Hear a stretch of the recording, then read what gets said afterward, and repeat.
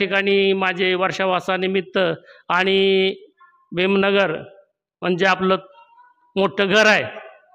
या मोठ्या घरामध्ये आज आपण या वर्षावासामध्ये बुद्ध पूजा वंदना याचा प्रारंभ करत आहेत। काही कारणानं मी आपण मध्ये आलो होतो त्या दिवशी इथं थोडीशी मीटिंग घेतली छोटी, अशी इथली वंदना फक्त खंडित झाली। इथल्या याच्यावरती निखाऱ्यावरती फक्त खंडित असल्यामुळं थोडेसे राखेचा पूट आलेला आहे। हे आमच्या विद्याताई आहेत, बांगाळेताई आहेत, हे सगळे रंजनाताई इथं नाहीत, आता खूप आहेत। अतिशय माहिती आहे आपल्याला जेवढी गाणी येतात का, चालू मंडळ आहे आपलं इकडचं नाल, त्याच्यापेक्षा भयंकर गाणी यांना येतात। खूप सडा रांगोळ्या बिंगोळ्या टाकून सगळं जिथल्या तिथं कित्येक दिवस इथं बनते किंवा महिला बनते आपल्या आहेत, त्यांचा वास झालेला या ठिकाणी। त्यांनी या ठिकाणी राहिलेले आहेत त्यांनी, आणि इथं राहून मुक्कामी त्यांनी इथल्या सगळ्या आमच्या भगिनी, माता भगिनी आणि बंधूंना मार्गदर्शन केलेलं आहे। त्यांची सेवा बनतेंची आणि महिला बनतेंची या ठिकाणी झालेली आहे। त्यामुळं सगळ्यांना माहिती आहे। फक्त शोभायात्रा बनतेंच्या काढलेल्या आहेत, तिथून आपण पूर्वी काढलेले आहेत शोभायात्रा, खूप मोठ्या शोभायात्रा काढलेल्या आहेत, खूप कार्यक्रम झालेले आहेत। त्यांना सगळे नियम अटी वगैरे सगळे माहिती आहेत। आता नवीन लग्न होऊन काय आलेले आमच्या सुना असतील इथल्या, त्यांनाच माहिती नसेल, बाकी सगळ्यांना माहिती आहे, सगळ्यांनी व्यवस्थित केलेलं आहे। त्या मी भीमनगरमध्ये असल्यासारखाच वावरतो। मला भीमनगरमधील प्रत्येक घर आहे ते माझं स्वतःचं घर असल्यासारखं वाटतं। भीमनगरमधील प्रत्येक घरामध्ये मी वावरतो, सगळीकडे जात होतो। त्यामुळं इथं ज्या महिला आहेत त्यांनी फक्त एक लक्षात घ्यायचं आहे की ह्या ज्या महिला आलेल्या आहेत त्या महिला फक्त विशिष्ट कार्यक्रमाला इथून पुढे येतील। सुरुवातीला आता थोडे दिवस कंटिन्यू येतील, पण इथून पुढं इथल्या महिलांनी तुमच्या अंगावर जबाबदारी घेऊन, मग मकरोज असतील किंवा आपले तानाजी बापू असतील त्यांना, किंवा अक्षय हे यांना हाताखाली घेऊन तुमच्या वंदना चालू ठेवायच्यात। पूर्वी आपण चालू ठेवतच होतो, आणि एकाने एक पुन्हा जोडत राहतात आणि कंटिन्यू चालू राहत आहे। ते नालंदामध्ये तिकडचं मंडळ तिकडे घेईल, इथलं घेईल, श्रावस्तीवाले ते तिकडे घेतील, आणि ज्यावेळेस मोठा कार्यक्रम कुठला असेल ते सगळे एकत्र येतील। नद्या जशा समुद्राला मिळतात तसे नंतर सगळे एकत्र येणार आहेत। सगळ्याच ठिकाणी सगळ्याला जायला जमणार नाही। फक्त चालू करण्यासाठी आत्ता या ठिकाणी तिकडून नालंदाहून या महिला वगैरे आलेल्या आहेत, आम्ही आलेलो आहे, परंतु कायमचं चालू तुम्हालाच ठेवायचं आहे। त्या दृष्टीनं पुढं तयारी ठेवा। अशोकांना आता रिटायर झालेले आहेत, त्यांचे मार्गदर्शन तुम्हाला होणार आहे। आमचे स्वामीराव बोखे पुढे त्यांची प्रकर्षण आठवण येते। बांगाळताईंना माहिती आहे की कुठल्याही धम्माच्या कार्यामध्ये हिरिरीनं पुढे पाळणारे स्वामीराव बोखे पुढे जरी मुंबईला स्थायिक झालेले असले तरी त्यांचे थोरले बंधू आयुष्यमान मधुकर बोखे पुढे हे रिटायर झालेले आहेत, आणि ते आता बार्शीमध्ये वास्तव्य असत। त्यांचंही तुम्हाला वेळोवेळी सहकार्य होणार आहे, तेही वेळ देऊ शकतात। तर अशा दृष्टीनं पुढील वाटचाल करा। तुम्हाला बाकी काही सांगायची गरज नाही, कारण तुम्हाला काय सांगायचं म्हणजे माहितगार माणसापुढे काहीतरी ज्ञान पाजळल्यासारखं आहे। मला चांगलं आठवतंय, हे इथली ही इमारत व्हायच्या अगोदर आपण तिथं पुढं दगडी फरशी होती, तिथं काय तालीम होती, तिथं आपण नागपंचमीच्या वेळेस विशिष्ट व्याख्यान ठेवायचो की नागपंचमी बौद्धांचा कसा सण आहे, त्याच्यात कसं आहे, तज्ज्ञ त्यावेळेचे कुठले आपण बोलवायचो। प्रत्येक सणाचं महत्त्व, प्रत्येक गोष्टीचे आपण कार्यक्रम घेतलेले आहेत, आणि त्या प्रत्येक गोष्टीचा मी साक्षीदार आहे, मी वावरलेलो आहे इथं। त्यामुळं मला पूर्ण खात्री आहे की माझ्या ज्या भीमनगरमधील माता भगिनी आहेत या पूर्णपणे सक्षम आहेत की धम्माचे जे काम आहे ते आपल्या खांद्यावर घेऊन ते पुढे नेण्यासाठी। त्यामुळं तुम्हाला जास्तीचं काही सांगत नाही मी, फक्त होत असतं काही गोष्टीमुळं बंद पडलं आहे, थोडंसं थांबलेलं आहे, ते चालू करायचं इतकंच आहे।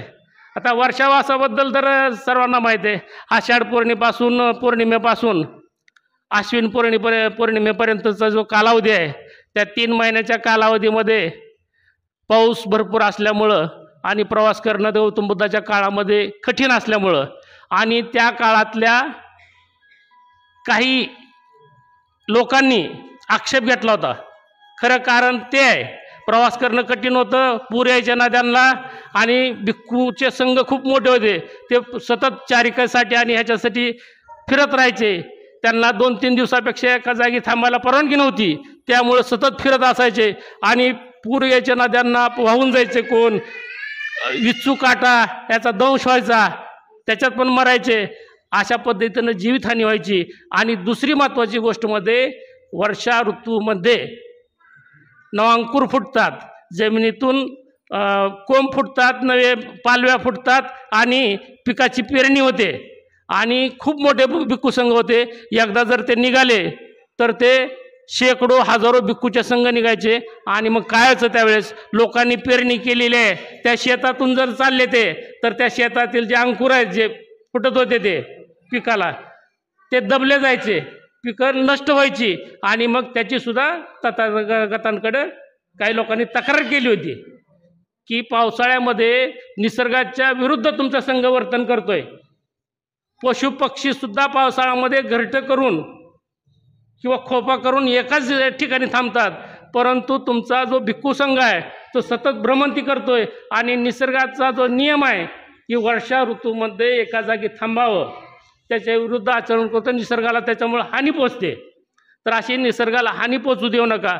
मग त्याच्यावरती विचारविनिमय करून, आणि त्या काळात जो महावीरांचा जो संघ होता, संघ म्हणता येत ना, पण त्याचा एक सराव त्यांचा होता, ते लोकसुद्धा थांबत होते एका जागेवर, फक्त बौद्ध धर्मातले फिरत होते. मग सगळ्याचा सरासर विचार करता गौतम बुद्धाने निर्णय घेतला की पावसाळ्याचे 3 महिने 4 महिने वर्षावासानिमित्त एका ठिकाणी थांबायचं आणि त्या परिसरातील जवळच्या लोकांना तुमच्या ज्या धम्माचं ज्ञान आहे ते ज्ञान द्यायचं. आणि चारिकेची तुमची व्यवस्था त्या ठिकाणी सहजासहजी होईल अशा सुरक्षित ठिकाणी तुमच्या सोयीनं त्या ठिकाणी थांबायचं, असा नियम केला. आता आपण वर्षावास हा आषाढ पौर्णिमेपासून समजतो, परंतु याला पूर्व वर्षावास म्हणतात. काही कारणानं आषाढ पौर्णिमेपासून वर्षावास धरता आला नाही भिक्खू संघाला एखाद्या ठिकाणीची, तर त्यांना मुभा होती. आषाढाच्या नंतर जो श्रावण येतोय त्या श्रावण महिन्यापासून सुद्धा ते वर्षावास चालू करू शकत होते. त्याला उत्तर वर्षावास म्हणतात. माहिती घ्या तुम्ही, आषाढापासून चालू होतो, नंतरही केला तरी चालतो श्रावणापासून. आणि 3 वर्षातून एकदा 4 महिन्याचा वर्षावास येतो, इतर वेळेस 3 महिन्याचा वर्षावास होतो. कारण तो अधिकचा महिना जे आपण म्हणतो त्याचं येतं, त्यावेळेस अधिकचा महिना ॲड झाला की 4 वर्षी वर्षावास होतो, 4 महिने होतो. आणि इतर वेळेस 3 महिन्याचा वर्षावास होतो. वर्षावास हा फक्त भिक्खूच वर्षावास धरतात. आपण जे उपासक आहोत, किंबहुना जे श्रामणेर भिक्खू आहेत, त्यांना सुद्धा वर्षावास धरता येत नाही. त्यामुळं आपण फक्त उपवासात ठेवू शकतो, वर्षावास आपण ठेवू शकत नाही. भिक्खूंसाठी फक्त वर्षावास असतो. वर्षावासाचा कालावधी तुम्हाला धम्माचं ज्ञान घेण्यासाठी, योग्य मार्गावर जाण्यासाठी अतिशय उत्कृष्ट असतो. त्यामुळं त्याचा पुरेपूर फायदा करून घ्यायचा आहे सर्वांनी. आणि वर्षावासामध्ये जास्तीत जास्त धम्मावर चर्चा, वेगवेगळ्या विषयावर व्याख्यानं चालू जमान्यात त्यावेळेस वेगळे असेल, पण चालू जमान्यानुसार ते करायचं आहे. आणि एकत्र जास्तीत जास्त यायचं. आठवड्यातून एकदा कमीत कमी आपण नेहमी पण येतोय, पण वर्षावासामध्ये त्यापेक्षा जास्ती वेळ जरी येता आलं तरी करायचं आहे. शक्यतो इथं पण इथल्या विहारामध्ये बुद्ध आणि त्याचा धम्म या बाबासाहेबांच्या ग्रंथाचं वाचन चालू करायला हरकत नाही. विद्याताई वगैरे यांनी पुढाकार घेऊन ग्रंथाचं वाचन चालू करावं. दर गुरुवारी वंदने फक्त छोटीशी घ्यायची, त्रिसरण, पंचशील, बुद्धपूजा, भीमस्मरण वगैरे, आणि ग्रंथाचं वाचन चालू करायचं आणि त्याचा अर्थ पण सांगायचा किंवा चालू ह्याच्यावर चर्चा करायच्या. अशा पद्धतीने केलं तरी चालेल. आता आपण आणखीन बुद्ध आणि त्याचा धम्म याचंच वाचन पूर्ण करू शकलो नाही. मराठवाडा विदर्भामध्ये बुद्ध आणि त्याचा धम्म या ग्रंथाचं 4-4, 5-5 वेळेस वाचन होऊन आता तिथं त्रिपिटकामधील इतर ग्रंथाचं वाचन चालू झालं. तिथल्या विहारामध्ये धम्मपद वगैरे असे वाचन चालू झालेत. तिथं बनते ओरडतात आता, नुसते बुद्ध आणि त्याचा धम्म नाही, वेगवेगळे ग्रंथ आता लावा. तर अशा पद्धतीनं आपण वाचन चालू करावं. एक छोटीशी गोष्ट तुम्हाला सांगतो वर्षावासाच्या संदर्भात. एक व्यक्ती तिथं नियमित पहिल्या दिवशीपासून वर्षावासाला येत होता. वर्षावासाचा कालखंड संपत आला होता. तो व्यक्ती जरा लवकर आला. आणखीन देशनेला सुरुवात झाली नव्हती आणि त्यांनी तथागतांना एक प्रश्न केला. तथागता, माझ्या मनामध्ये एक प्रश्न आहे, तो विचारू का मी? तथागत म्हटले, अरे म्हणले फटदिशी प्रश्न विचार म्हणले. प्रश्न कधीही मनात ठेवायचा नाही. ज्या वेळेस प्रश्न मनात निर्माण होईल त्यावेळेस योग्य माणसाकडून त्या प्रश्नाचं निरसन करून घ्यायचं. विचार प्रश्न तुला काय आहे तो. तर त्यांनी प्रश्न विचारला की मी पहिल्या दिवसापासून या वर्षावासाला येतोय. मी असं पाहतोय की तुम्ही सर्वांना सारखं मार्गदर्शन करताय, परंतु मी असं पाहतोय की काही लोकांची प्रगती अतिउत्तम झालेली आहे. जे वर्षावासाच्या इथल्या प्रवचनाला येण्याच्या अगोदर त्यांची प्रगती होती त्याच्यापेक्षा खूप उच्च अवस्थेला गेलेत. काही लोकांचं असं आहे की त्यांची इतकी प्रगती झालेली नाही, वर्षावासाला येण्याच्या अगोदर जसे होते त्याच्यापेक्षा मध्यम अवस्थेत आहेत. काही लोक असे आहेत की पहिले येत होते त्याच्या वेळेस जसे होते तसेच आहेत, त्यांच्यात काहीच प्रगती नाही. काहींनी अतिशय प्रगती केली, काहींनी धम्माच्या वाटेवर, काही मध्यम प्रगती केली, काही आहे तिथंच आहेत, आणि काही असे आहेत की वर्षावासाला येण्याच्या अगोदर जिथं होते त्याच्यापेक्षाही त्यांची अधोगती झाली. तर तथागता असं काय, तुम्ही व्यक्ती बघून वेगवेगळं प्रवचन देता काय, वेगवेगळे धम्मोपदेशना देता काय? तुम्ही सांगताय तर सगळ्याला सारखंच, परंतु प्रगती प्रत्येकाची वेगवेगळी काय? त्यावेळेस तथागत म्हणले, ठीक आहे म्हणले, मी तुला काही प्रश्न विचारतो म्हणले, त्याची उत्तर दे. एकंदरीत म्हणले तुझं जे चेहरावळा आहे ते राणीमान आहे, कपडा लत्ता घालतो, त्याच्यावर तू इथलं श्रावस्तीचा रहिवाशी वाटत नाही. तो म्हणला, हो तथागता, मी श्रावस्तीचा रहिवाशी नाही. तर तू मूळचा रहिवाशी कुठला आहे? त्यांनी सांगितलं, तथागता, मी मूळचा राजगिरीचा रहिवाशी आहे. मग श्रावस्तीमध्ये तू कसा आला? तथागता, मी व्यापारानिमित्त इथं आलो आणि इथं स्थायिक झालो, माझे बाकीचे नातेवाईक सगळे राजगिरीलाच राहतात. ठीक आहे म्हणले. ज्यावेळेस श्रावस्तीच्या काही लोकांना कामानिमित्त राजगिरीला जाण्याचा प्रसंग येत असेल त्यावेळेस ते श्रावस्तीचे लोक तुम्हाला राजगिरीचा पत्ता विचारत असतील, राजगिरीचा पत्ता विचारत असेल तर तुम्ही त्यांना तुमच्याकडे येत असतील, तुम्ही राजगिरीच्या येतून, हो म्हणले तथागता, माझ्याकडे येतात म्हणले आणि पत्ता विचारतात. मग तुम्ही त्यांना पत्ता व्यवस्थित सांगा. हो मी सांगतो, इतक्या अंतरावर आहे, ह्या रोडनी जायचं, असं असं जायचं, इतके मुक्काम पडतात, ह्या ठिकाणी मुक्कामाची सोय आहे, आणि अशा पद्धतीने गेल्यानंतर तुम्ही राजगिरीला व्यवस्थित पोहोचवा. मी सगळ्यांना सांगतो. तुम्ही सांगितलेल्यापैकी सगळे लोक व्यवस्थित राजगिरीला पोचतात का? तो थांबतो थोडा, तो म्हणतो नाही तथागता, असं होत नाही. त्याच्यातले काही लोक व्यवस्थित तिथं पोचतात, काही लोक निम्म्यापर्यंत पोचतात, काही पोचत नाहीत, काही बलतीकडे जातात. मग तथागत म्हणतात, असं का होतं? तुमचा त्यांना पत्ता सांगण्यामध्ये, जाण्याचा मार्ग सांगण्यामध्ये काय फरक करता का तुम्ही? तो म्हणतो नाही, मी काहीच फरक करत नाही, सगळ्यांना सारखंच सांगतो. मग असं का होतं? त्यावेळेस ती व्यक्ती उत्तर देते, जे मी सांगितलेलं लक्षपूर्वक ऐकतात आणि त्याच्यानुसार मार्गक्रमण करतात ते बरोबर राजगिरीला व्यवस्थित जातात. जे मी सांगितलेलं निम्मा अर्ध ऐकतात, निम्मा अर्ध सोडून देतात आणि ते निम्म्या अर्ध्याच ऐकल्यामुळे निम्म्या अर्ध्या मार्गापर्यंत पोचतात, तिथपर्यंत जातात, पूर्ण नीट ऐकत नाही. ते जे इकडून ऐकतात आणि इकडून सोडून देतात त्यांची काहीच प्रगती नाही होत, ते आहे तिथंच.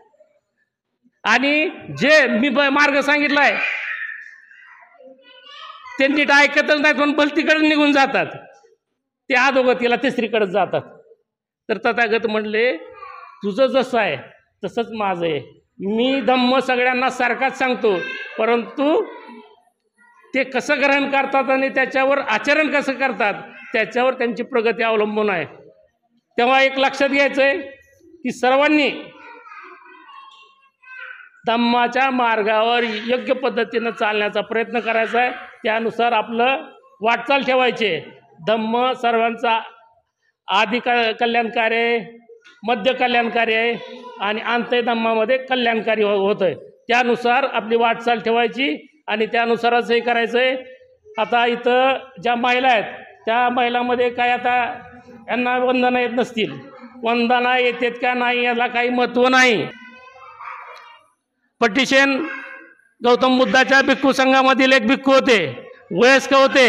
गौतम बुद्धांनी त्या भिक्खूंना शिकवण्यासाठी वेगवेगळ्या विषयातील तज्ज्ञ भिक्खूची नेमणूक केली होती. तरीसुद्धा पटिशनमध्ये कसलीही प्रगती झाली नाही. पटिशनची ख्याती अशी झाली की अल्पबुद्धीचे मंदबुद्धीचे भिक्खू आहेत म्हणून. सगळीकडे त्यांची खिल्ली उडवली जायची, टिंगल केली जायची. मग असंच एके दिवशी शांतपणे गौतम बुद्ध बसले असताना गौतम बुद्धाच्या मनामध्ये करुणा उत्पन्न झाली आणि पटिशन त्या ठिकाणी आले होते.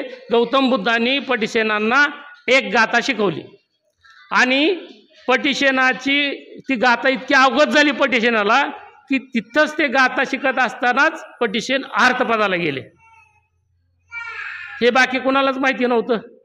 थोड्या दिवसात असंच वर्षावासाचा दिवस होते. बाजूच्या ह्याच्यामध्ये महिला भिक्खू संघ थांबलेला होता आणि तिथं पद्धत होती की मधून अधून मार्गदर्शनासाठी इकडचे भिक्खू पुरुष भिक्खूंना आमंत्रित करायच्या महिला भिक्खू संघ. त्यानुसार महिला भिक्खू संघातील काही महिला इकडं आल्या की तथागता आम्हाला उद्या मार्गदर्शनासाठी देशनेसाठी कुठल्या तरी तज्ज्ञ भिक्खूंना पाठवा.